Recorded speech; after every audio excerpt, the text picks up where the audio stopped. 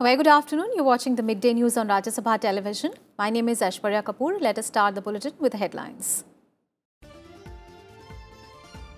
Former Defence Minister George Fernandes passes away. 88-year-old political stalwart was a former member of Rajya Sabha from Bihar, trade unionist, journalist and agriculturalist. Funeral to be held in New Delhi tomorrow.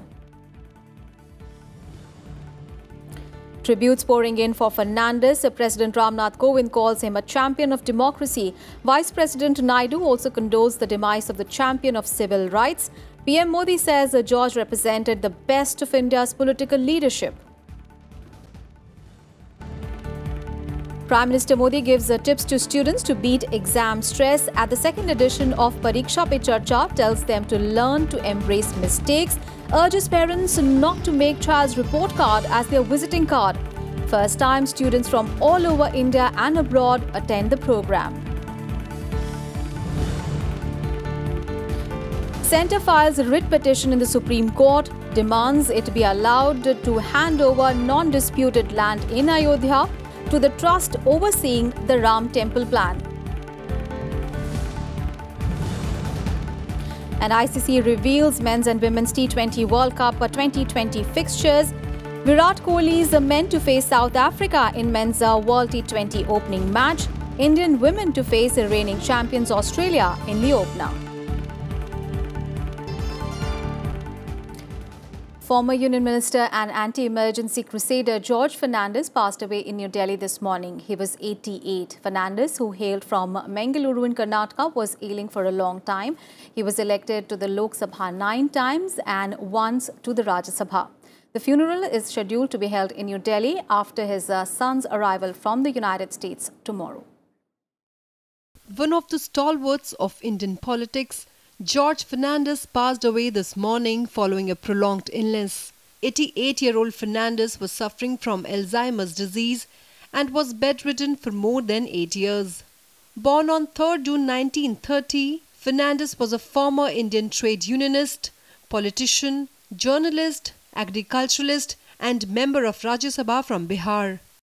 9-time Lok Sabha MP, Fernandes last contested his general election in 2009 from Muzaffarpur as an independent candidate.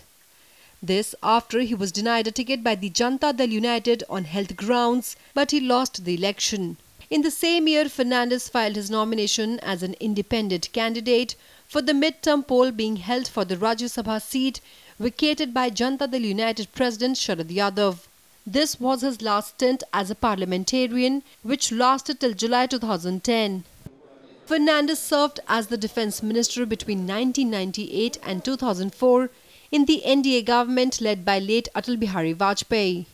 As Defence Minister, Fernandes oversaw the Pokhran nuclear tests of 1998 and the Kargil War in 1999. Fernandes was forced to resign following alleged corruption charges in a defence deal. He was later absolved by 2 commissions of inquiry. Apart from the Defence Ministry, during the Vajpayee-led government, Fernandes held several ministerial portfolios, including communications, industry and railways.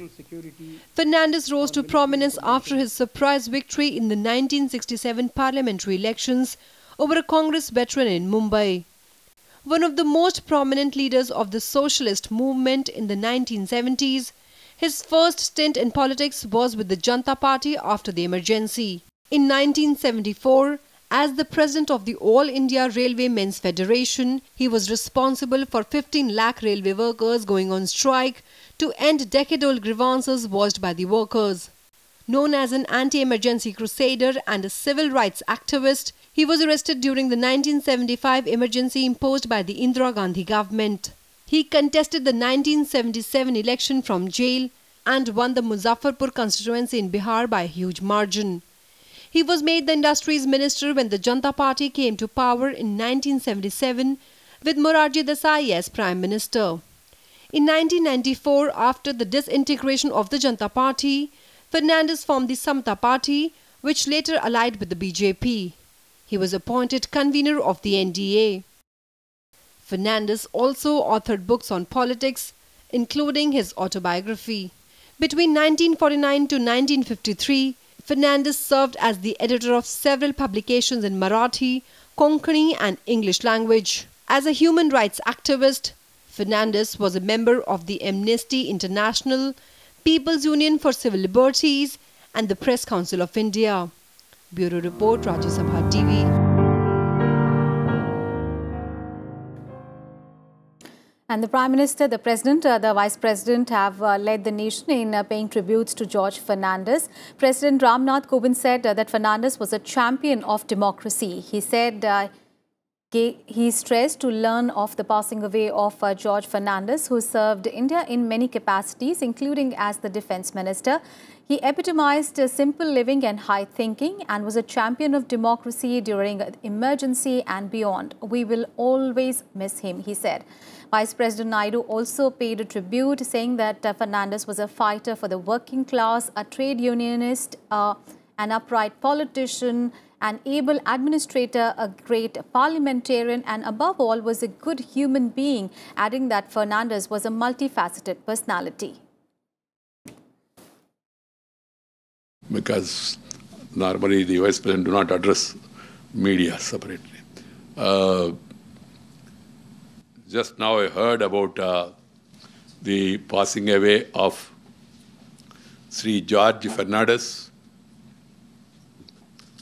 who is known as a fighter for the cause of working class, always used to champion the cause of the poor and downtrodden. In the government, in the parliament, he always used to focus more on taking up the problems of the working class, poor and downtrodden sections. He is an upright politician, great parliamentarian, able administrator, above all, a great human being. I was fortunate to come in touch with him during my student days, part of the Jayaprakash Narayan movement, and I closely worked with him in various capacities, in parliament, in government, in public life, and found him to be one of the great leaders of India. And I pay homage and offer my condolences and convey my sympathies to his near and dear, and also to his followers. And Prime Minister Narendra Modi recalled Fernandes's past as a very fiery trade union leader and a visionary railway minister. He wrote on Twitter, "When we think of George Fernandes, we remember not only the fiery trade union leader who fought for justice, but also the leader who could humble the mightiest of politicians at the hustings, a visionary railway minister and a great defence minister who made India safe and strong." He added that Fernandes represented the best of India's political leadership. He was among the most effective voices for the rights of the poor and the marginalized. PM Modi said that he is saddened by his passing away. श्रीमान George Fernandes, उनका निधन हो गया। वे एक जुझारू नेता थे। जन्मभूमि कहीं, कर्मभूमि कहीं, जनप्रतिनिधित्व कहीं, एक प्रकार से पूरे भारत में रचे बसे थे वो। आपातकाल में, इमरजेंसी में लोकतंत्र की स्थापना के लिए बहुत बड़ा संघर्ष किया था उन्होंने। लेकिन गत कई वर्षों से वो बीमार थे, अनकॉन्शियस थे, सालों तक बिस्तर पे रहे। आज वो हमें छोड़ के चले गए। मैं आदरपूर्वक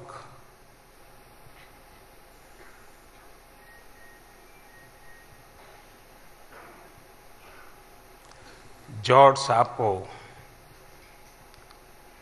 श्रद्धा सुमन अर्पित करता हूं। And Home Minister Rajnath Singh said that he was deeply saddened by his passing away. He wrote on Twitter, "Today we have lost a stalwart of India's socialist movement. He devoted his entire life for the welfare and upliftment of the poor and marginalized. My heartfelt condolences to his family."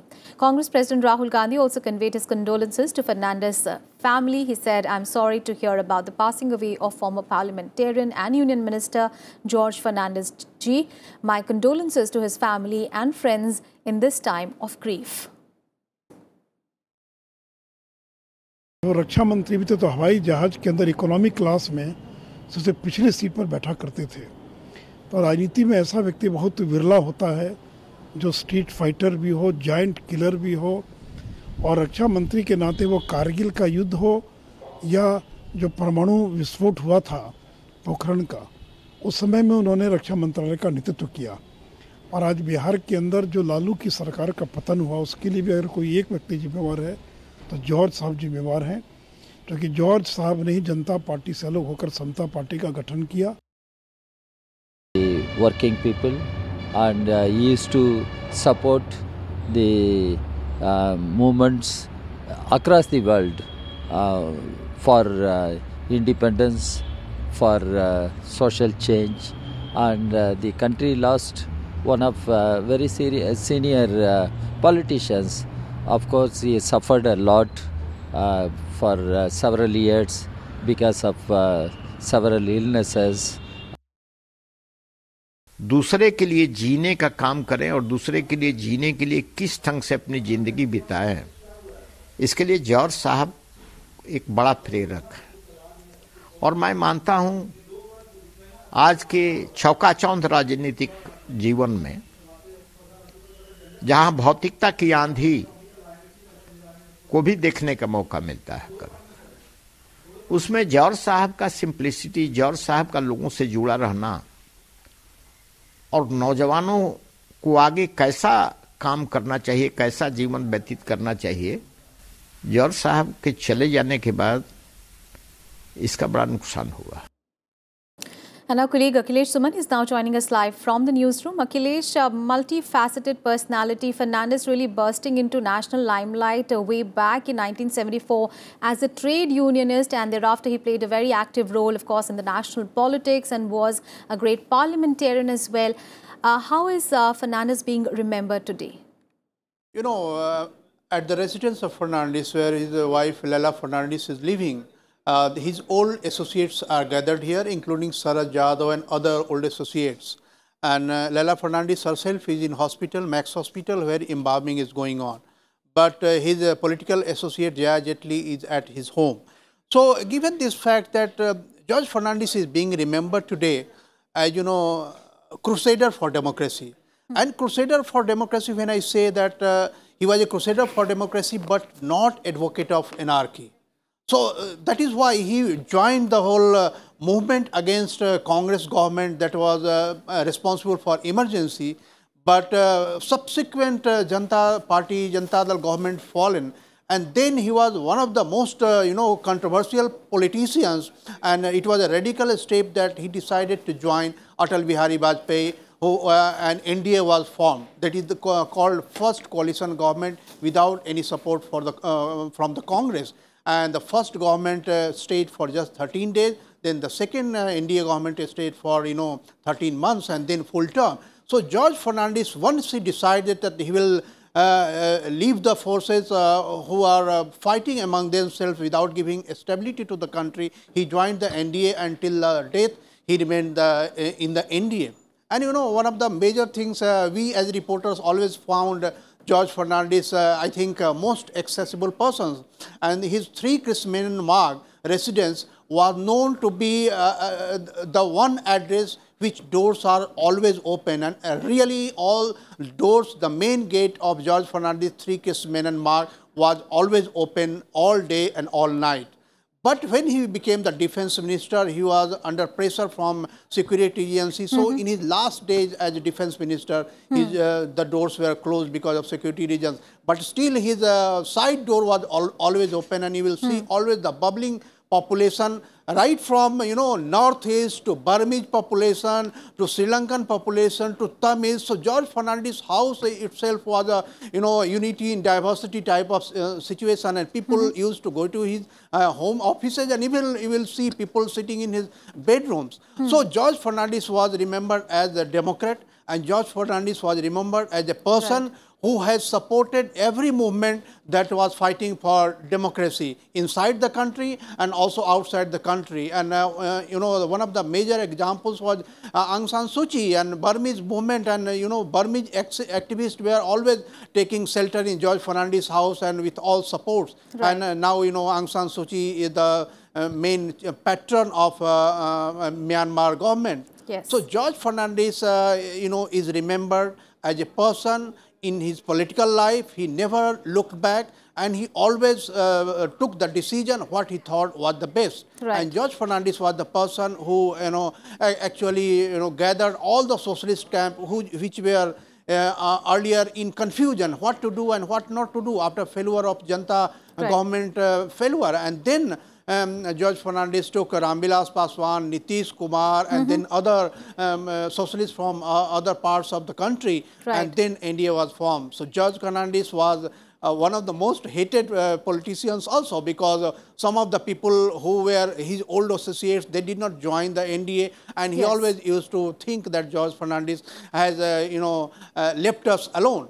But in a way, George Fernandes gave stability to the politics, and that stability remained for a long time.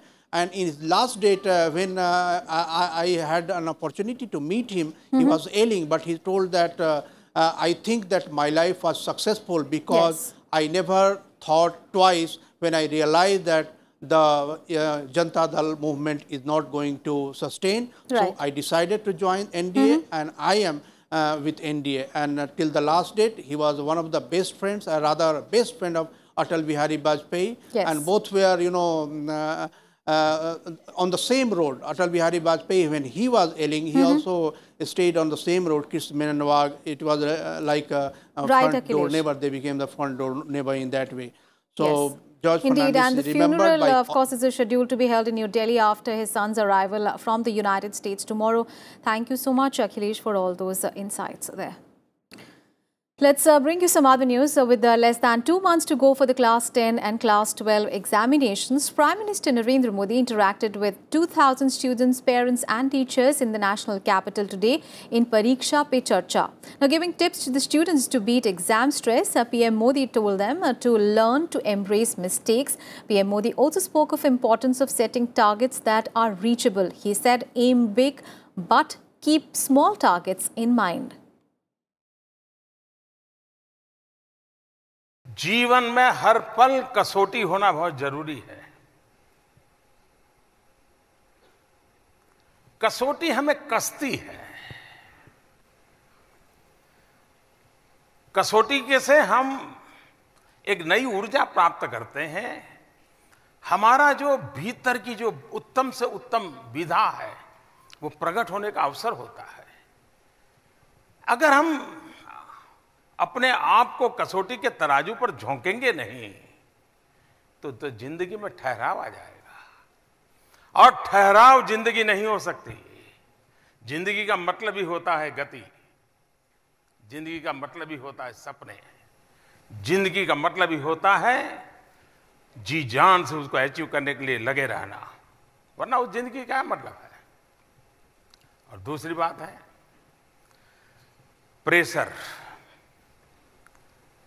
कभी कभी तो हम बालकों की मनस्थिति ऐसी होती है कि एक अवस्था में हम पहुंच जाते हैं कि माँ मम्मी पापा कुछ भी कहे तो हमें लगता है ये मेरा बिगाड़ रहे हैं, लेकिन प्रेशर से परिस्थिति बिगड़ जाती है।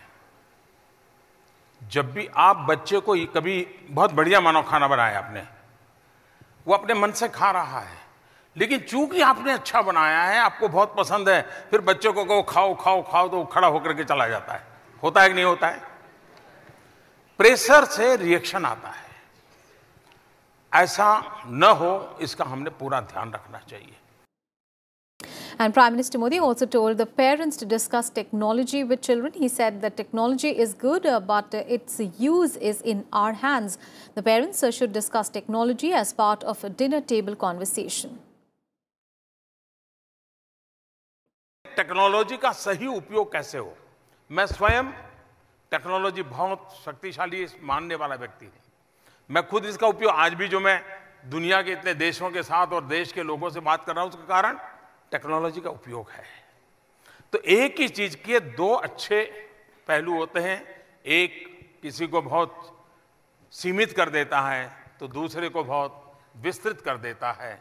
आपकी ये चिंता सही है, लेकिन आप उसके साथ बैठिए, उसको कभी आप काम दीजिए कि मैंने सुना है कि नॉर्थ ईस्ट में एक ऐसा चावल पकाते हैं, देखो बेटा टेक्नोलॉजी में जरा ढूंढ के मुझे बताओ कैसे बनता है वो चावल। तो उसको लगेगा हाँ माँ मुझे टेक्नोलॉजी की मदद से खुद को चावल पकाने का नागालैंड की पद्धति क्या है वो सीखना चाहती है। वो टेक्नोलॉजी आप दोनों को जोड़ने का कारण बन सकती है और उसका भी मन टेक्नोलॉजी से नई नई चीजें जानी जा सकती है, सीखी जा सकती हैं, जो जीवन में काम आ सकती है। And this is the second edition of Pariksha Pe Charcha, where Prime Minister Modi discusses ways to handle the exam stress. Now, this was the first time students from all over India and abroad attended the program. The program was live telecast in all the government and CBSE schools, colleges and higher education institutions of the country and abroad. On to the other top story this afternoon. The centre on Tuesday filed a writ petition in the Supreme Court in connection with the Ayodhya dispute. It has requested the court to release the excessive vacant land the government had acquired around the disputed Ram Janmabhoomi Babri Masjid site so that it can transfer this non-disputed plot to the Ram Janmabhoomi Nyas organization. Now, this organization is a trust that was formed to promote and oversee the construction of a Ram temple in Ayodhya. The government had acquired 67 acres of the Ram Janmabhoomi Babri Masjid site over 25 years ago, but the Supreme Court had ordered a status quo on the entire land in Ayodhya where the 16th century mosque stood. Of these 67 acres, 2.77 acres is the disputed land. The centre has moved the Supreme Court asking that it lift the status quo on the non-disputed land around the disputed site and hand it over to the surplus to the original owners. The petition, remember, comes a day when the Supreme Court was supposed to begin the hearing on the Ayodhya title dispute case, but the court had cancelled the hearing due to the unavailability of one of the judges on the 5-judge constitution bench. Finance Minister Piyush Goyal on Monday exhorted the state-run banks to step up lending to micro, small and medium enterprises, agriculture and housing sectors. In a discussion with the heads of state-owned banks, Piyush Goyal also promised all kinds of support to these banks. Now, observing that the Insolvency and Bankruptcy Code has helped the public sector banks recover over 1 lakh crore rupees in the 3 quarters of the current financial year, Goyal exuded confidence that it would make them more profitable in the days to come. The minister on Monday also reviewed the performance of the public sector banks. Remember, this review came after visible signs of strengthening of PSBs as a result of the government's comprehensive 4 Rs approach, namely recognition, resolution, recapitalization and reforms. In the meetings, the banks also committed to step up their efforts for financing under the Pradhan Mantri Awas Yojana, which is aimed at securing housing for all by 2022. And according to reports, the government has set a March deadline to resolve 9 out of 12 high-value insolvency cases. And the cases including high-profile JP Infratech insolvency case owed about 2.5 lakh crore rupees to banks and are yet to be sorted out even after 18 months, which is way above the 270-day deadline in the law. The main focus is on the JP Infratech, which is yet to deliver 20,000 apartments, villas and plots to the home buyers. The home buyers have also sought legal remedies for the same. With the Beating the Retreat ceremony, Republic Day festivities will formally end in the evening today. Now, as many as 27 performances by all three wings of the military, Indian Army, Indian Navy and the Indian Air Force will participate in the ceremony, which marks the return of the defence forces who had arrived at the national capital as part of the Republic Day celebrations to the barracks. 15 military bands, 15 pipers and drum bands from regimental centres and battalions are participating in the event, along with one band each of the Indian Navy and the Indian Air Force. Bands from the State Police and CAPF comprising Central Industrial Security Force, Central Reserve Police Force and the Delhi Police will also take part. Sports news now. ICC has announced the fixtures for the men's and the women's T20 World Cup 2020 to be held in Australia. The Indian men's cricket team is placed in Group 2 along with England, South Africa and Afghanistan. India will kick off its campaign against South Africa. The men's competition will start from 18th of October to 15th of November, while the women's team will face a stiff challenge in its opening game, that is taking on defending champions and host Australia. 10 women's teams will play in 23 matches from 21st of February to 8th of March. And earlier, Indian women's cricket team sealed the three-match one-day international series 2-0 after defeating New Zealand in the second ODI at Bay Oval. Chasing a target of 162 runs, the Indian women's team clinched the victory in just 35.2 overs. For India, Smriti Mandhana played an unbeaten knock of 90 runs, while skipper Mithali Raj scored 63 runs. And earlier batting first, the Kiwis were bundled out for just 161 runs in 44.2 overs. New Zealand skipper top scored for the Kiwis with a knock of 71. For India, Jhulan Goswami was the pick of the bowlers as she took 3 wickets. And with that, we wrap up this edition of Midday News. Thanks for watching.